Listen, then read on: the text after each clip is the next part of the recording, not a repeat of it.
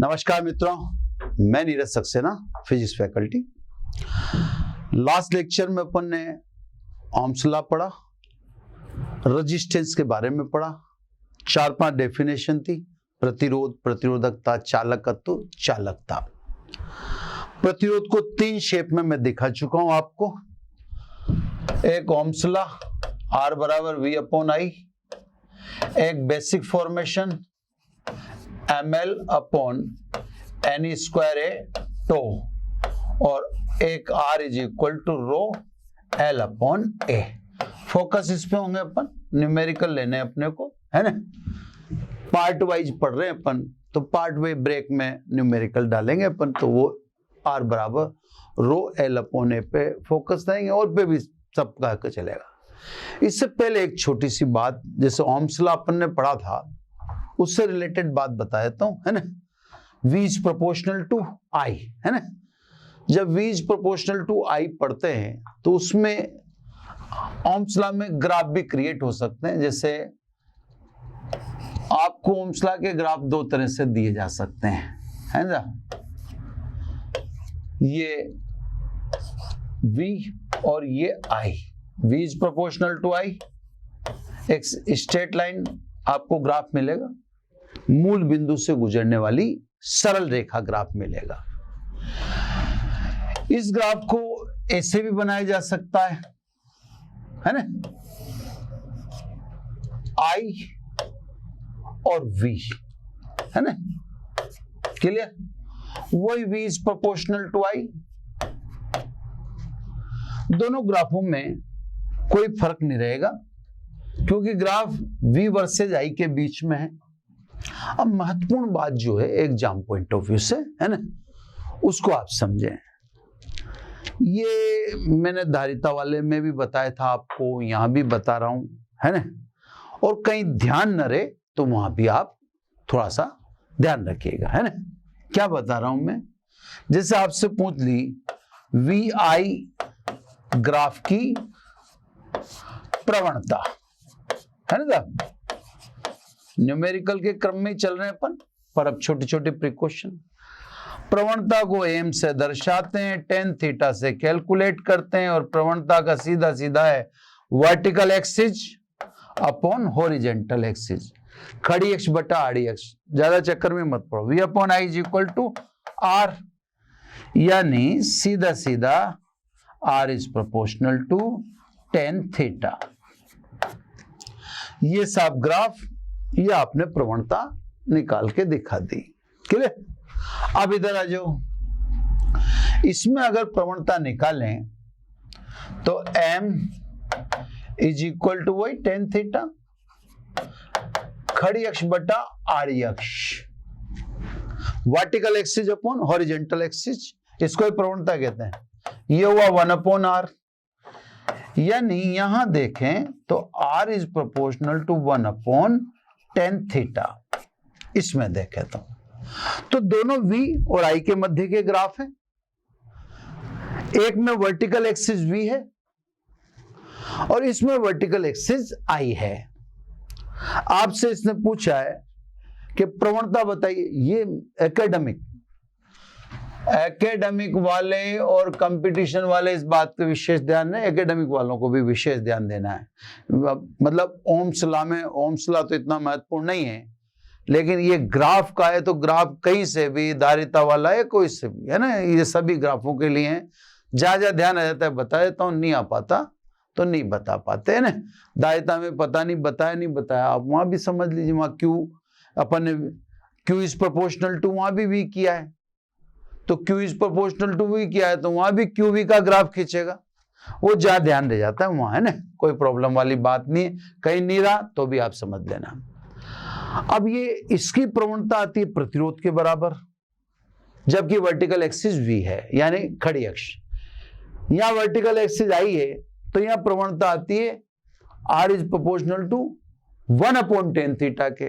अब चक्कर क्या होता है, आप मेरी बात को अलग पेन से समझें।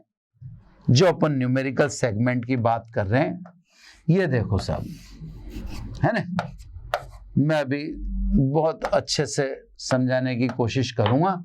ये देखो, वापस दोनों ग्राफ बनाए, अब न्यूमेरिकल कैसे क्रिएट हो सकता है यहां आप देखना है ना, क्लियर। ये सब कलर ज्यादा यूज करता हूं मैं भी थोड़ा सा, है ना। यहां भी ऐसे कर दिया मैंने। एक और कलर ले लेता हूं, ये प्रवणता दिखाने के लिए व्हाइट कलर ले लेता हूं। ये θ1 और ये θ2, यहां भी ये θ1 ये θ2। एक को अपन कहते हैं A और एक को कहते हैं B। ये A और ये B, ये A और ये B। अब आ जाओ सब इस पे आधारित न्यूमेरिकल के। ये ग्राफ दिया साहब आपको, पहले इस पे करें। अब ये कहेगा A तथा B में किसका प्रतिरोध अधिक है, किसका कम, दो ही तो है। अब इसकी प्रवणता आप जानते हैं, R is proportional to tan theta। अब क्योंकि θ2 ग्रेटर देन θ1, इसलिए A का प्रतिरोध B के प्रतिरोध से ज्यादा होगा। क्योंकि उसका रीजन है, आप लिख देंगे पीछे, क्योंकि ये जब ग्राफ है तो R किसके प्रोपोर्शनल होता है, tan थीटा की, बता रखा है ना। मैं हट जाता हूं साइड से, दिखा रखा है ना। तो V वर्टिकल एक्सिस है और I हॉरिजॉन्टल एक्सिस है। फिर आपसे इससे देके पूछे कि किसका प्रतिरोध अधिक है, तो जिसका थीटा अधिक है उसका प्रतिरोध अधिक है। A के लिए प्रवणता ज्यादा है तो θ2 ग्रेटर देन θ1, और B के लिए प्रतिरोध कम है या θ1 कम है, θ1 कम है तो प्रतिरोध कम है। मान लो ये नहीं दिया, अब आ जाओ इधर, है ना। उठा के ऐसा समझ लीजिए कि ये वाला दे दिया ग्राफ, और मैं आपको ज्यादा चांस बताऊं उसको देंगे, वो सीधी चीज नहीं, उल्टी चीज है। उसमें आप देख रहे हैं कि R इनवर्सली प्रोपोर्शनल है किसके, tan थीटा के, ज्यादा चांस उसके है। अब सब क्योंकि आप कहेंगे θ2 ग्रेटर देन θ1, इसकी तरह, इसलिए अब आप कहेंगे RA लेस देन RB, यानी A का प्रतिरोध कम होगा। किस, अब क्यों कहेंगे, तो आप बताएंगे क्योंकि R is proportional to 1/tan theta. क्योंकि अब इनवर्सली प्रोपोर्शनल है, अब जिसका थीटा कम है उसका प्रतिरोध ज्यादा होगा। भाई थीटा कम तो tan थीटा कम, और tan थीटा कम तो प्रतिरोध उच्च अधिक। तो सब B का क्षैतिज से कोण θ1 कम है तो B का प्रतिरोध ज्यादा है। A का कोण θ2 ज्यादा है, कोण ज्यादा है तो प्रतिरोध कम है, इससे A का प्रतिरोध कम है। तो ये सब ओम के नियम पर बेस इंपॉर्टेंट न्यूमेरिकल, जो अन्य जगह भी ग्राफ आएंगे तो आप इसका ध्यान रखिएगा। कहीं बता देते हैं, कहीं ध्यान नहीं रहता, तो इसलिए आपको विशेष रूप से कहा जा रहा है। चलो क्लियर होगी बात, है ना। अब इन पे आ जाते हैं आधारित। ये मेरा ख्याल है नीट एंड क्लीन दिख ही रहा होगा आपको, कंप्लीट कवर हो गया होगा। अब आ जाइए सब प्रतिरोध वाले सवाल पर। पहला सवाल सिंपल सवाल लेते हैं, है ना। पहले सवाल में अगर ये कहता है 2 मीटर लंबे तार का प्रतिरोध 5 ओम है, ठीक है साहब। 2 मीटर लंबे तार का प्रतिरोध 5 ओम है ना। यदि तार की लंबाई दुगनी कर दें तो नया प्रतिरोध कितना होगा। तार की लंबाई दुगनी कर दें, पहले 2 मीटर थी अब 4, तो नया प्रतिरोध कितना होगा, यह पहला इसका क्वेश्चन। आप कहेंगे क्योंकि R is proportional to L, इसलिए सीधी सी बात है R2 upon R1 is equal to L2 upon L1। L2 is equal to 4, L1 is equal to 2, तो R2 इज इक्वल टू, ये कट गया कितनी बार, 2 बार, 2R1, 2, R1 की वैल्यू 5, तो आप कहेंगे 10 ओम। ठीक है साहब, बिल्कुल सरल सवाल था। ये सरल सवाल कराने के पीछे कोई रीजन है ना। अब अपन उस रीजन पे आएंगे जिस कारण से सवाल है। यहां सीधा सीधा कहा कि 2 मीटर लंबे तार का प्रतिरोध 5 ओम है। यदि तार की लंबाई दुगनी कर दें तो नवीन प्रतिरोध कितना होगा। आ गया। अब सवाल नंबर 2, उसी वजह से यह सवाल आपको करवाया गया क्योंकि दूसरा इंपॉर्टेंट सवाल करवाना था, है ना। ये सवाल अच्छा सवाल है, अब आपको थोड़ा सा ध्यान से समझना है। अब मैं कहता हूं L लंबाई के तार का प्रतिरोध R है, ठीक है। यहां भी ऐसा ही बोला मैंने। यदि तार को खींचकर लंबाई दोगुनी कर दें तो नवीन प्रतिरोध कितना होगा। अब सवाल फंस गया साहब। पिछले इस सवाल को करवाते समय ऐसा नहीं कहा था। इस सवाल को करवाते समय सिंपल कहा 2 मीटर लंबे तार का प्रतिरोध 5 ओम है, तो 4 मीटर लंबे तार का कितना होगा, यानी लंबाई दुगनी कर दें तो कितना होगा। खींचकर जैसी कोई यांत्रिक क्रिया के बारे में बात नहीं की गई। लेकिन जो सवाल अब मैं बोला हूं सॉरी, उसमें मैंने आपसे बोला कि L लंबाई के तार का प्रतिरोध R है। क्लियर। यदि खींचकर तार की लंबाई दोगुनी कर दी जाए तो नवीन प्रतिरोध कितना होगा। अब यहां पर आ गई एक यांत्रिक प्रक्रिया। जब आप तार को खींचोगे तो लंबाई तो बढ़ेगी लेकिन उसकी मोटाई घटेगी। अब 2 इंपैक्ट एक साथ चलेंगे, लंबाई के बढ़ने का और मोटाई के घटने का। 2 प्रभाव एक साथ चलेंगे। अब देखो सवाल कैसे करते हैं, अब मजा आएगा आपको, है ना। तो सब L लंबाई व R त्रिज्या स्मॉल r के तार का प्रतिरोध कैपिटल R है। तो सब R is equal to rho L upon A।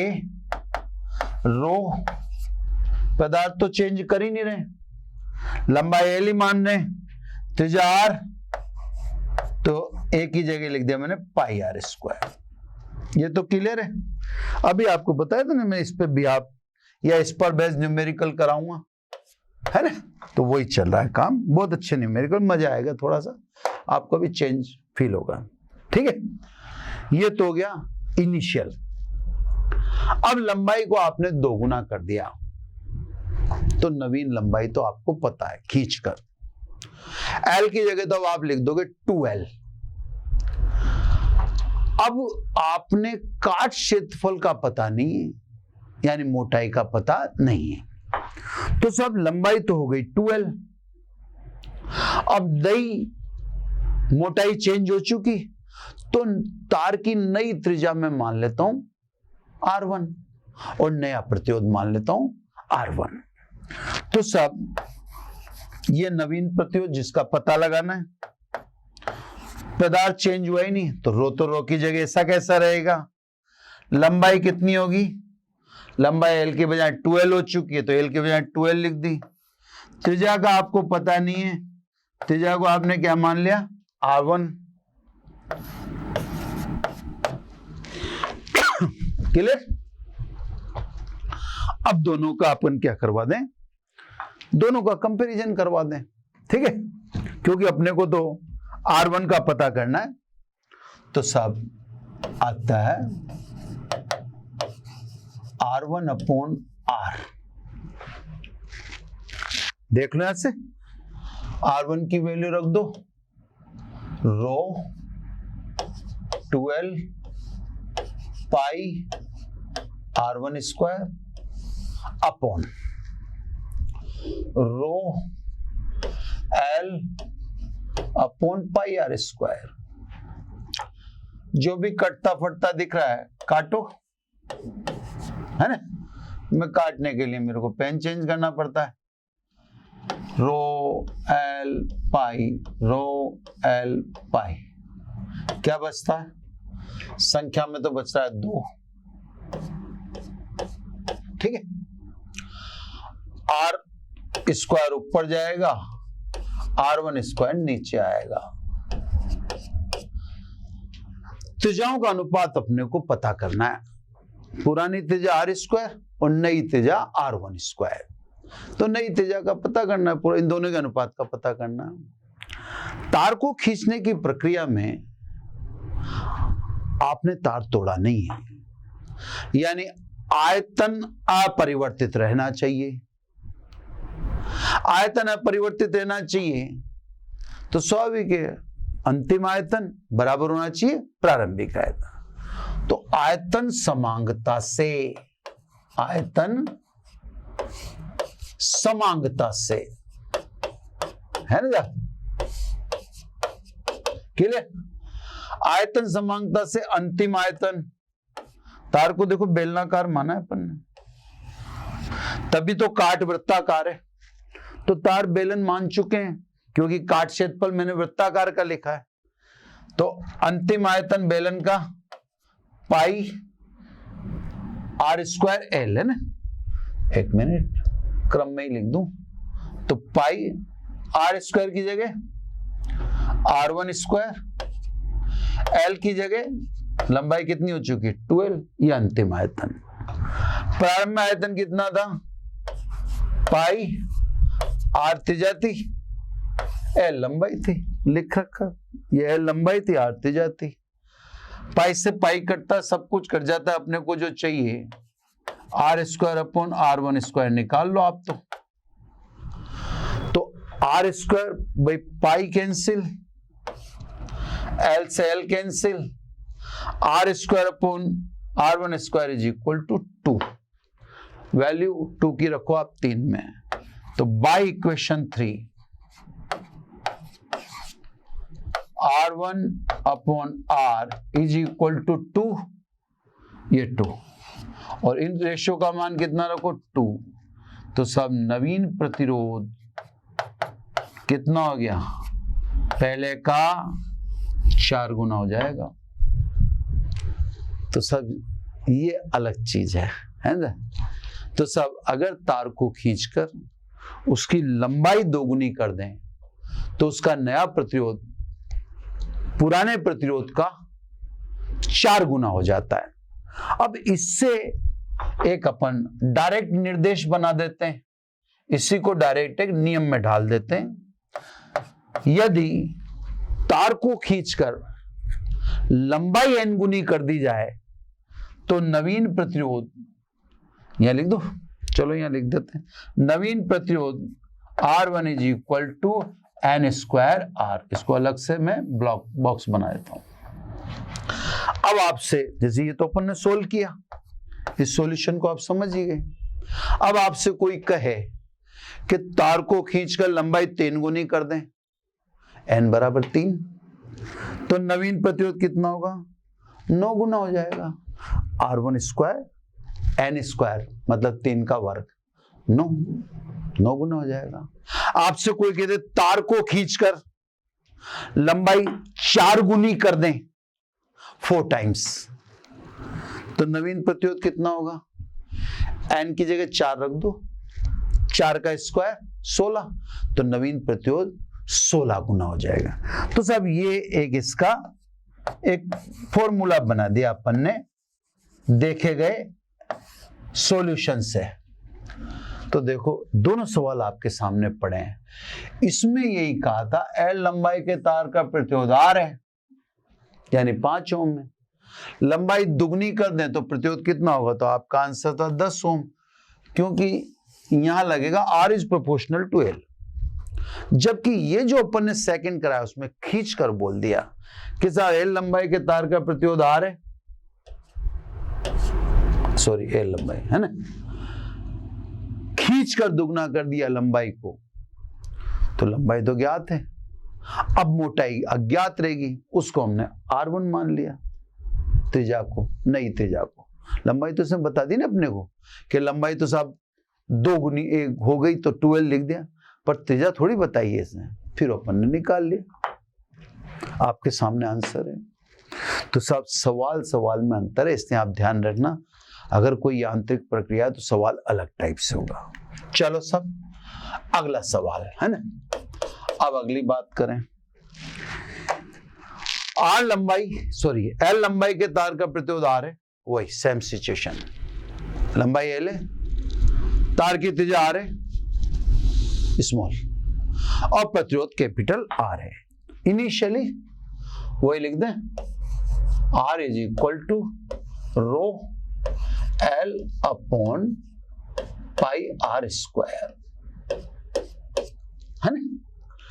अब अपन कह रहे खींचो, कोई दिक्कत नहीं है।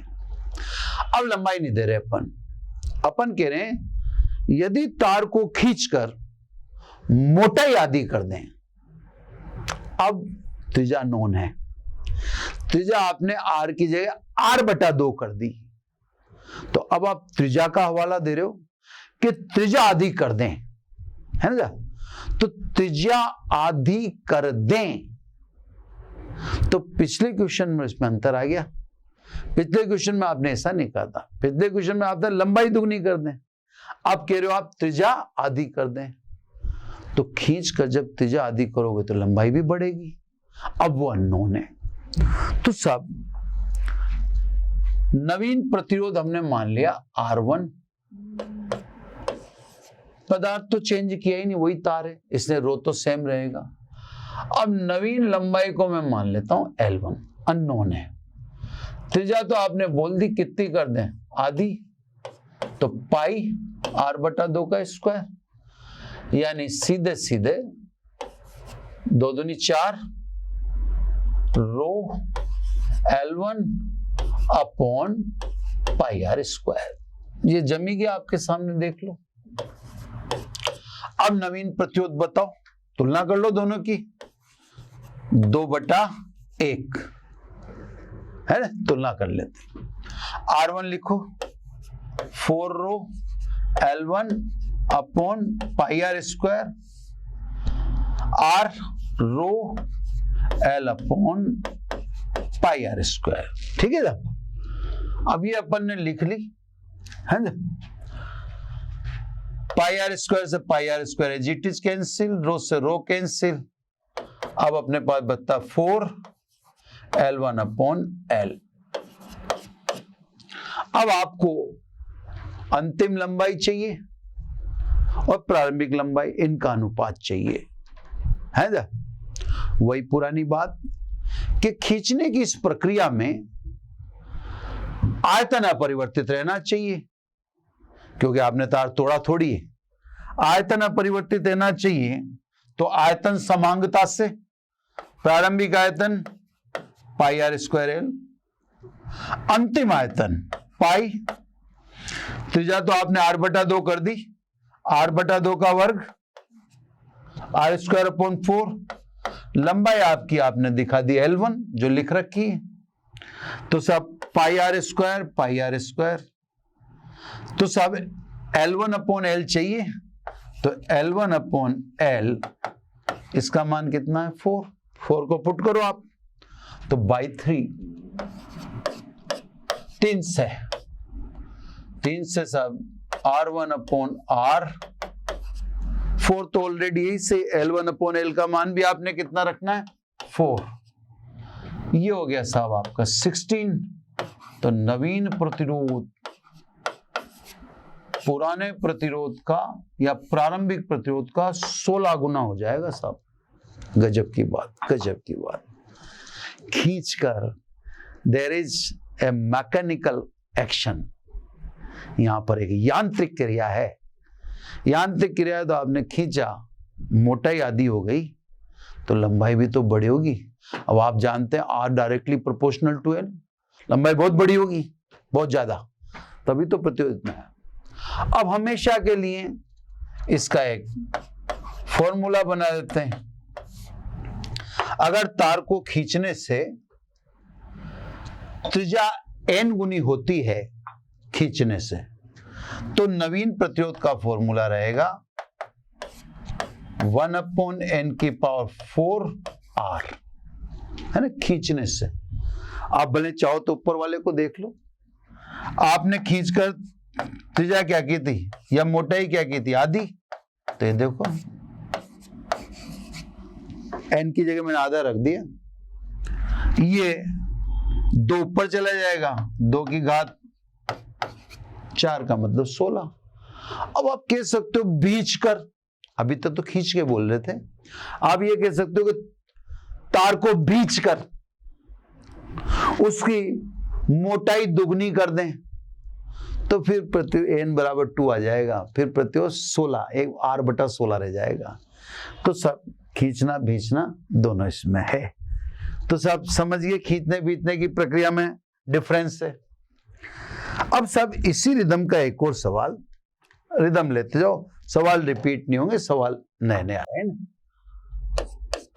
अगला सवाल कहता है, अगर खींचकर तार की लंबाई में 0.2% की वृद्धि करें, अब परसेंट में बोलता है ये सवाल अभी अभी लेना जरूरी, बाद में तो अपन शॉर्ट कर देंगे। शुरू में तो सर्किट के अपने को करने ही नहीं, वो अपन ने उसमें करा देते संधारित्र में, तो अपने पर टाइम मार्जिन है ना।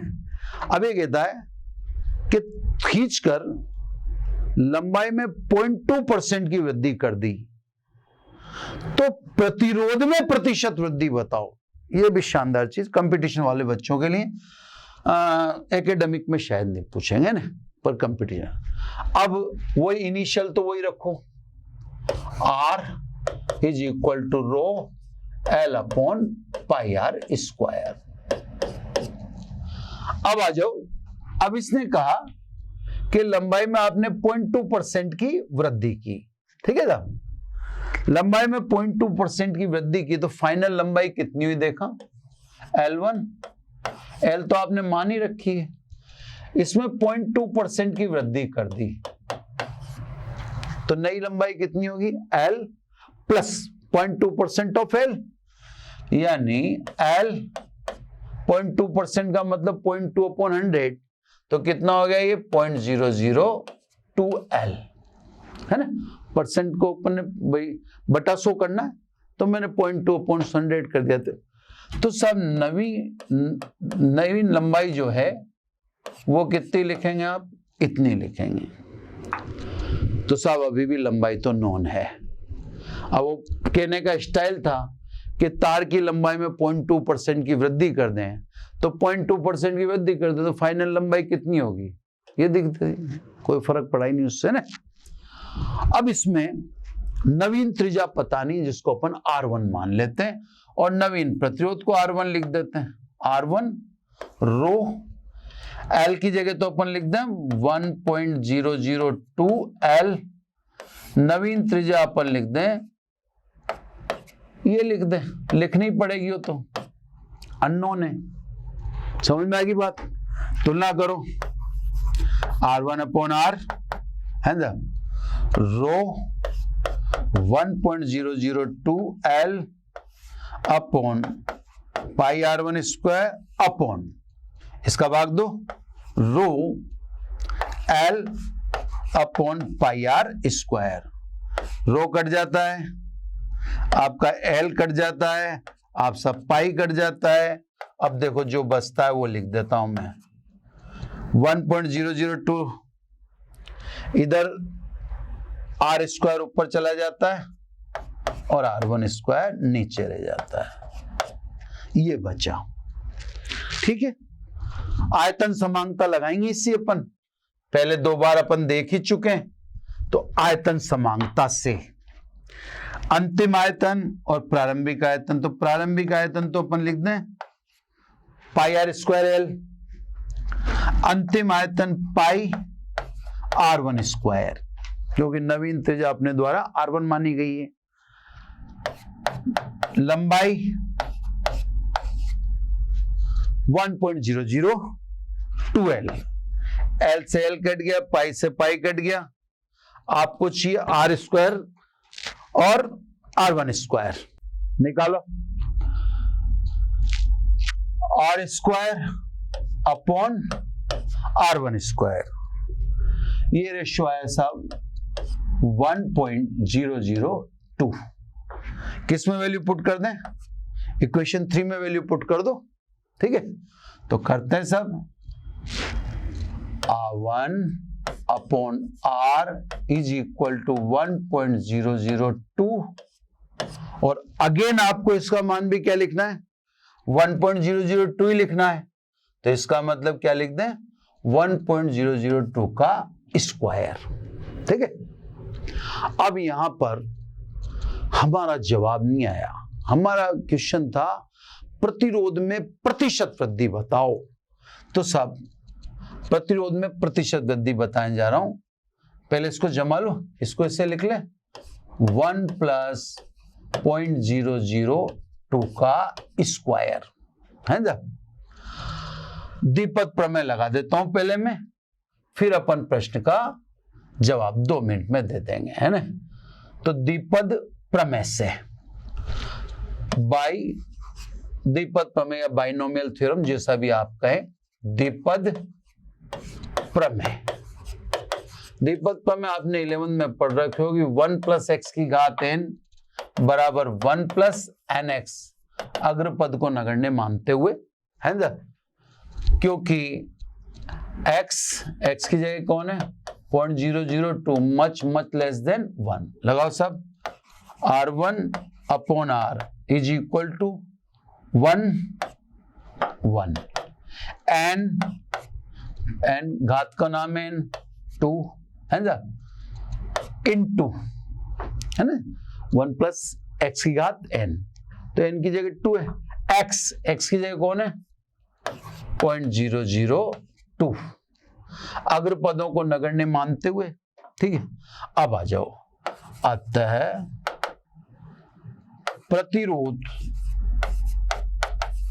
में प्रतिशत वृद्धि तो है ना। अपन से प्रतिरोध में पूछी जा रही है प्रतिशत,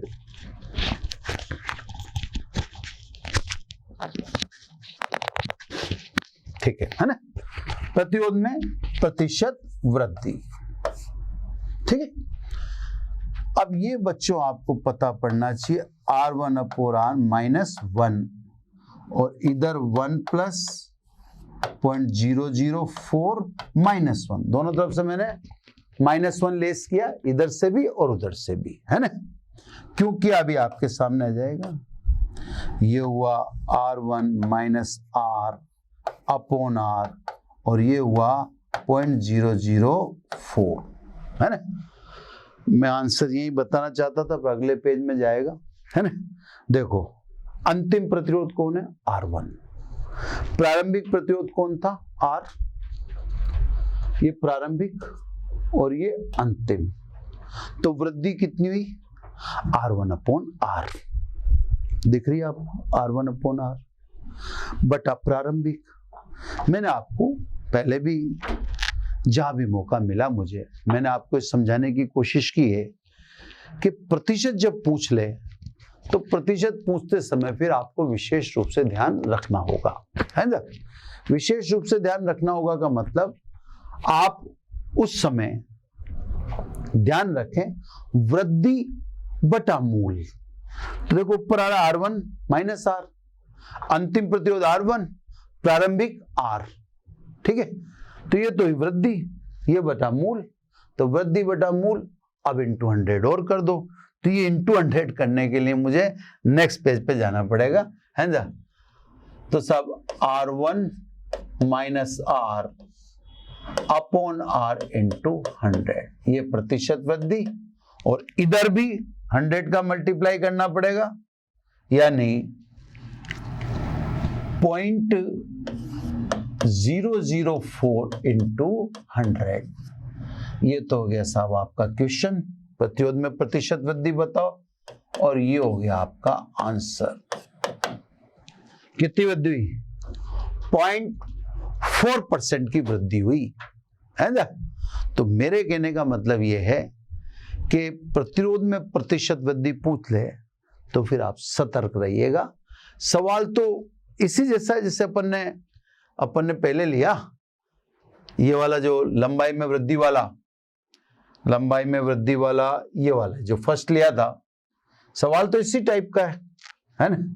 लेकिन ये ओरो में अंतिम प्रतिरोध पूछा गया, और जो अपन ने वर्तमान में किया उसमें अंतिम प्रतिरोध नहीं पूछा इसने प्रतिरोध में प्रतिशत वृद्धि पूछी। प्रतिशत पूछना एक अलग चीज है।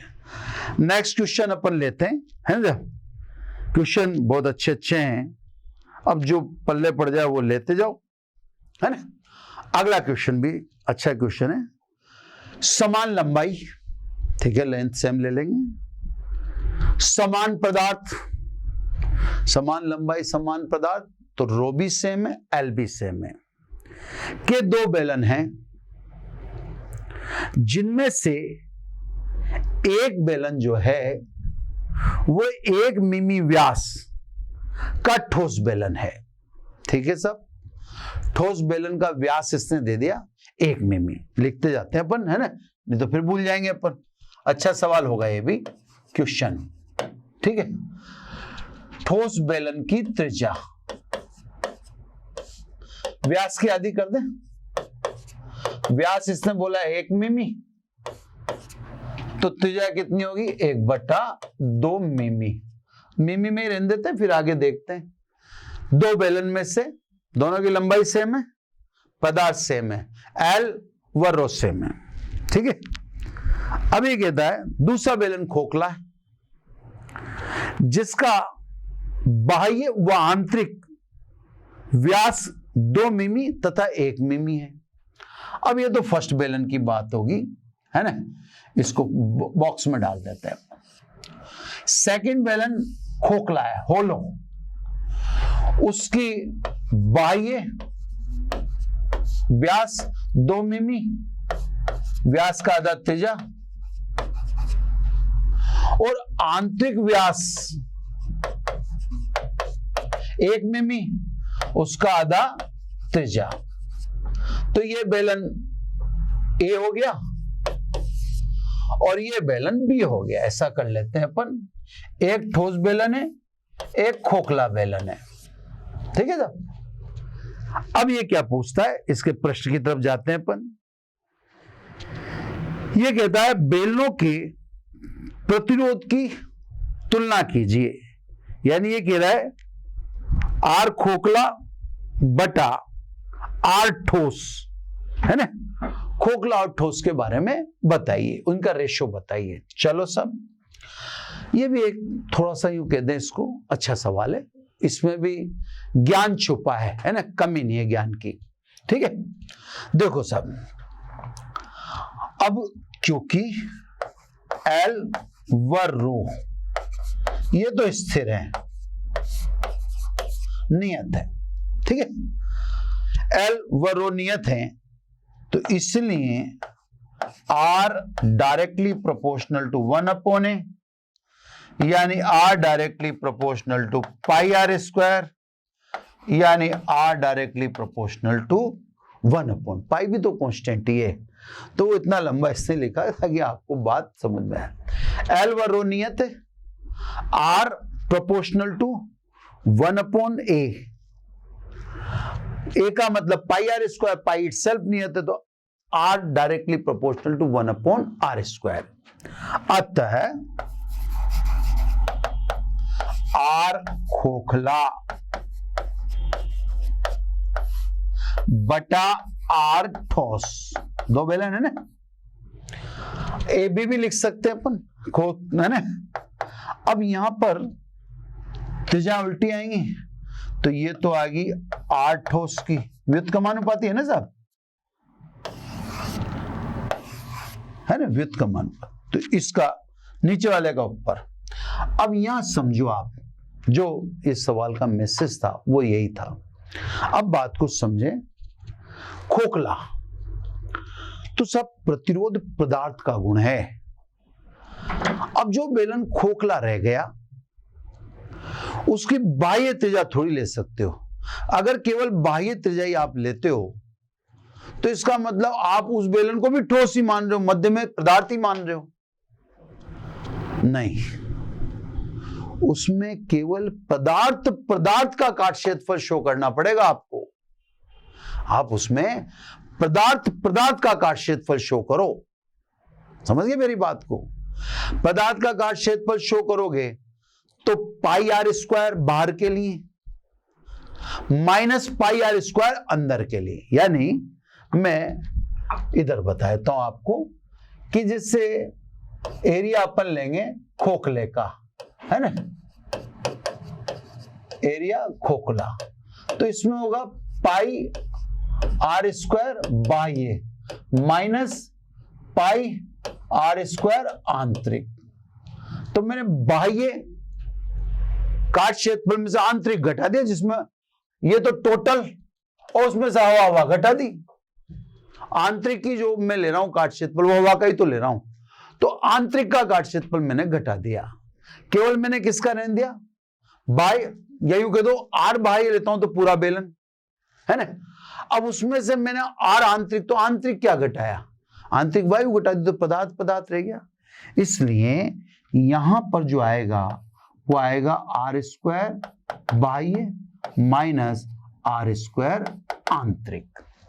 बस इतनी सी बात थी और इस न्यूमेरिकल का कोई महत्व नहीं था।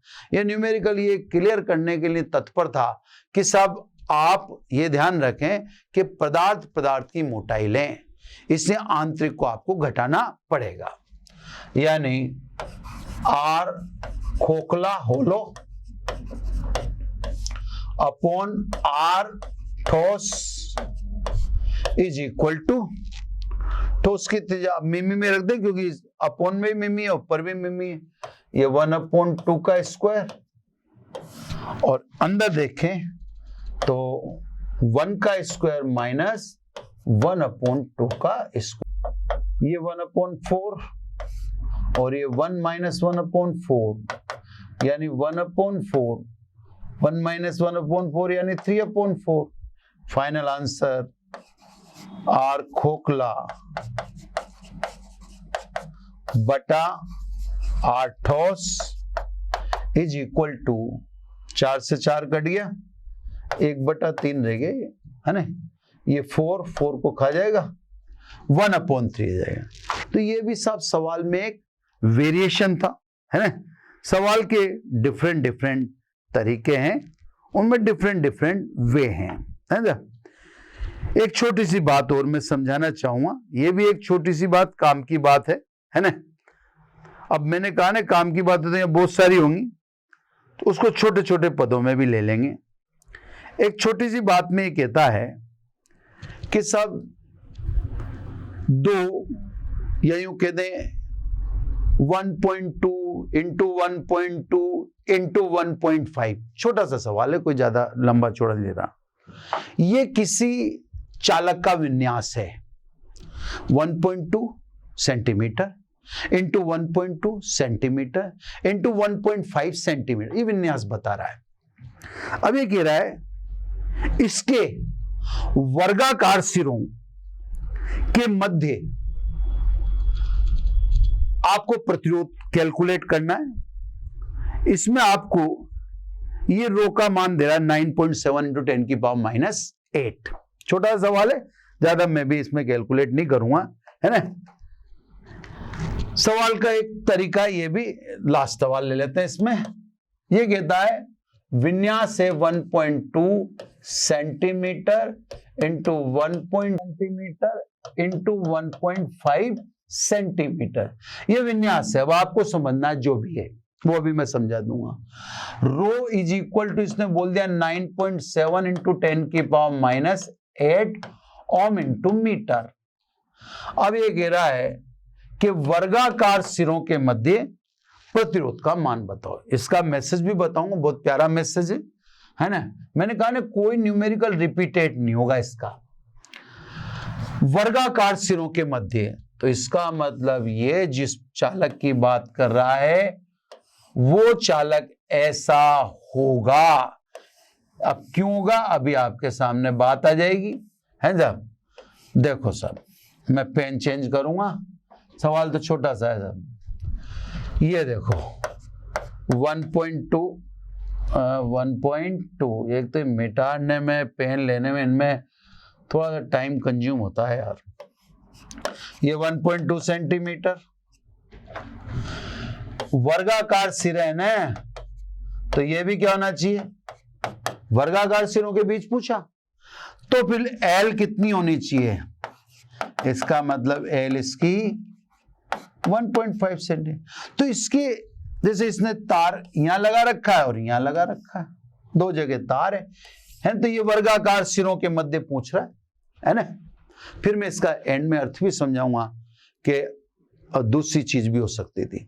तो साहब इसने विन्यास दिया, पर इसने जब कहा वर्गाकार सिरों के, तो मैं समझ गया कि दोनों सिरे मेरे को वर्गाकार बनाने हैं, तो उन सिरों का तो मैंने लंबाई चौड़ाई दिखाई दी, या यूं कह दें ऊंचाई और चौड़ाई दिखा दी, फिर इसका मतलब लंबाई एल आ गया, रो दे ही रखा है, फॉर्मूला लगा दो आप डायरेक्ट।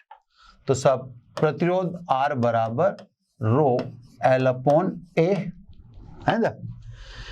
एरिया वगैरह पहले मैं निकालता हूं, एरिया कितना हो साहब, एरिया उसका लें जहां आपका तार कांटेक्ट में हो, है ना, तो इसका एरिया लें आप, ठीक है। एरिया कितना हुआ, वर्गाकार सिरे तो भुजा का स्क्वायर 1.2 का स्क्वायर यानी 1.44 सेमी स्क्वायर, 1.44 सेमी स्क्वायर बटा 100 2 बार 100 का भाग जाएगा, ये मीटर स्क्वायर में कन्वर्ट हो गया। लंबाई 1.5 सेंटीमीटर, सेंटीमीटर में ये 100 का भाग दिया, सेंटीमीटर में 100 का भाग दिया, ये भी मीटर में कन्वर्ट हो गया, समझिए ना। ये तो आप समझने लग गए। अब सब चीजें अपने लगाओ, सब formula. R is equal to rho 9.7 into 10 की पावर -8, ये तो आपको दे रखा था। L आपके पास 1.5 इंटू 10 की पावर -2 है, upon area of cross section 1.44 into 10 की पावर -4। मैं कैलकुलेशन ज्यादा हद तक नहीं कर पाता या नहीं करूंगा। 9.7 1.5 1.44, पावर को जरूर देख लें, माइनस की 10 ऊपर हो रही है, माइनस की 4 नीचे है, तो माइनस का 6 ओम। ये अगर जैसे लगभग में हम इसको मान लें खत्म, ये 1.44 है, 1.5 है, अगर मान लें तो प्रतिरोध लगभग 9 अब ये थोड़ा सा ज्यादा ही होगा, है ना, अप्रोक्सीमेटली 10 मान लेते हैं अपन, है ना, ये अप्रोक्सीमेशन है, एग्जैक्ट तो आप कर लेंगे। तो ये अप्रोक्सीमेटली 10 इंटू 10 की पावर -6 ओम यहां पे विन्यास दिया गया था। अब इसमें एक छोटा सा एक टर्न है, उस टर्न को समझो, मैं कलर चेंज करके वो टर्न समझाता हूं। बॉस इसका मतलब ये हुआ कि किसी चालक का प्रतिरोध कांस्टेंट नहीं है, क्योंकि प्रतिरोध तो आपके तार के टच करने से देखा जाएगा। मान लो अगर ये तार नहीं होते, हटाओ एक बार के लिए, सवाल हो चुका है ना, अब मैं संभावना बता रहा हूं। मान लो ये यूं कह देता कि सब आयताकार सिरों के मध्य प्रतिरोध बताओ। जब आयताकार सिरों के मध्य कह देता तो पता है आपको, फिर आपको क्षेत्रफल किसका लिखना पड़ता, आयत का। यानी फिर आपका जो एरिया होता वो एरिया आप कितना लेते हैं, लंबाई इंटू चौड़ाई, है ना।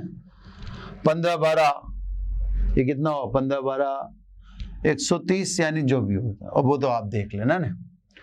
तो सब अभी जैसे ये चीज होती है ना, क्लियर, ये 180 हो ना सर, 15 को 12 से करेंगे 180, 1.8। देख लेना कि वो मैं अनुमान से ठोक रहा हूं मैं, है ना। अब एरिया आपका चेंज हो जाता, अब आपका एरिया आ जाता ये। अब लंबाई क्या लेते हैं आप, अब लंबाई ये लेनी पड़ती, यानी अब आपकी लेंथ कितनी हो जाती है 1.2 सेंटीमीटर, रो तो वही रहेगा। यानी अब आप देख लो एल चेंज हो जाएगा आपका और ए चेंज हो जाएगा, यानी आपका प्रतिरोध चेंज हो जाएगा। इसका मतलब इस सवाल का बहुत क्लियर मैसेज है कि प्रतिरोध किसी चालक का आप बोल दो ऐसा नहीं माना जाएगा। प्रतिरोध उस चालक को आपने परिपथ में किस प्रकार से जोड़ रखा है इस पर डिपेंड करता है। तो सवाल बॉस ये भी कमजोर नहीं, सवाल ये भी शानदार है, मजेदार है, ठीक है ना। सवाल और भी बहुत सारे हैं, लेकिन अब प्रतिरोध के एक फेज खंड पूरा मान लेते हैं न्यूमेरिकल सहित। अब नेक्स्ट एपिसोड से दूसरा खंड चालू करेंगे, छोटे छोटे खंड हैं, कोई दिक्कत वाली बात नहीं है। इंपॉर्टेंट जो है वो आपको बताते जा रहे हैं। बाकी आपको कोई भी समस्या आती है, किसी भी प्रकार की आप हमसे सहायता चाहते हैं, तो आप मोशन लर्निंग ऐप आप डाउनलोड करें, ताकि हम आपकी मुफ्त में सभी सहायता कर सके, है ना। ये हमारा मिशन है। Thank you very much. आशा करता हूं हमारे टॉप एजुकेटर का यह लेक्चर आपको पसंद आया होगा। अगर पसंद आया है तो वीडियो को लाइक करिए, चैनल को सब्सक्राइब करिए और शेयर भी करिए, क्योंकि ज्ञान बांटने से बढ़ता है और सही बताऊं तो पुण्य भी मिलता है। मुझे सुनने के लिए बहुत बहुत धन्यवाद। Thank you.